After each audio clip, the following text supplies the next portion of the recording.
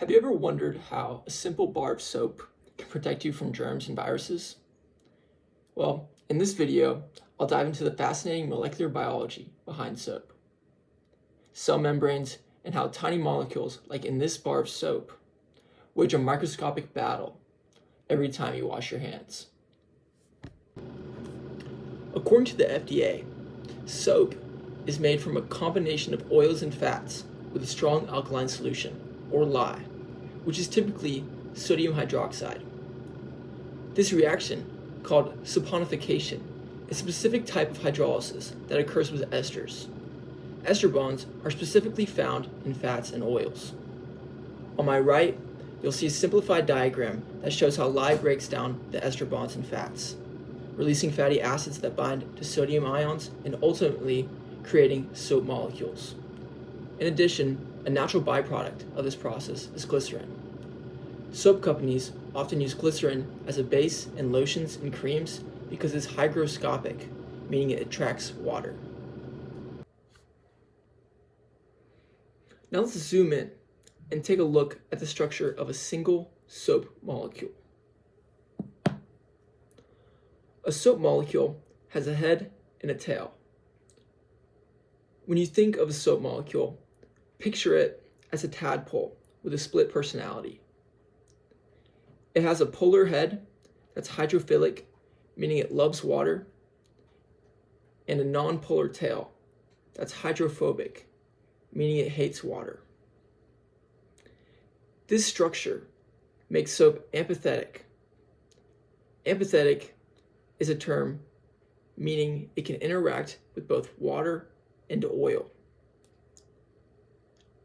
The heads cling to water molecules while the tails flee from them, creating a molecular tug-of-war.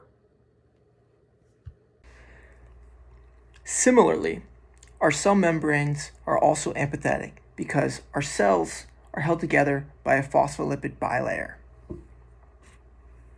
In this bilayer, we have hydrophilic heads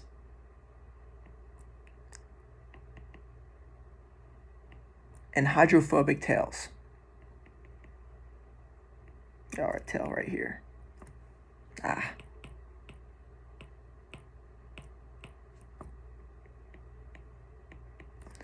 And this makes up our cell membrane. So I'm not going to draw the whole entire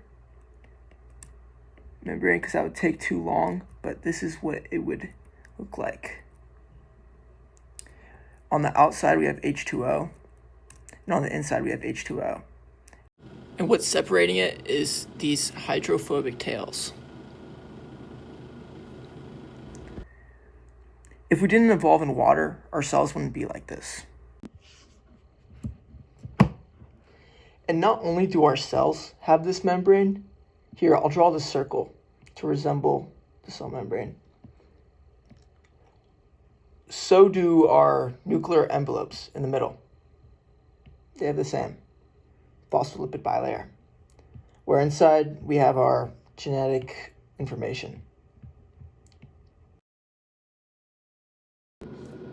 While similarly, both soap molecules and phospholipids are amphithetic with hydrophilic heads and hydrophobic tails, they have important differences in their structure, function, and behavior in water.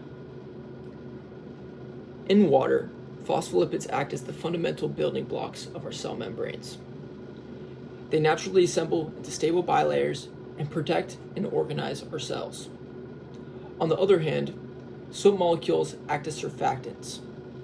According to dictionary.com, when a surfactant dissolves in water, it lowers the surface tension of the water and increases the solubility of the organic compounds in it. But how do surfactants work? Well, when we place soap and water to clean, the soap molecules form into these little beads called micelles. If we take a closer look at this animated micelle, we can see that the water-loving heads are located on the outside of the beads closest to water, and the water-hating tails are located on the inside of the beads, trying to keep away from the water. Let's say you just had dinner and now you're cleaning your dirty plate with soap and water. Here's an animation of the soap molecules at work.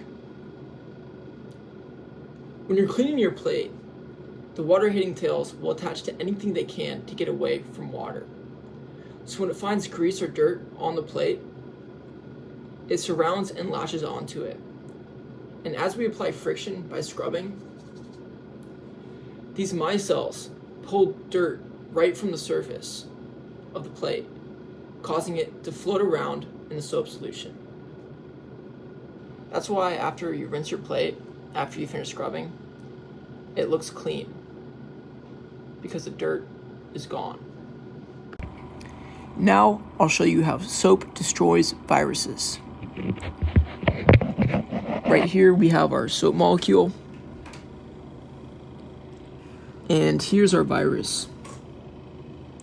Viruses also have a phospholipid membrane,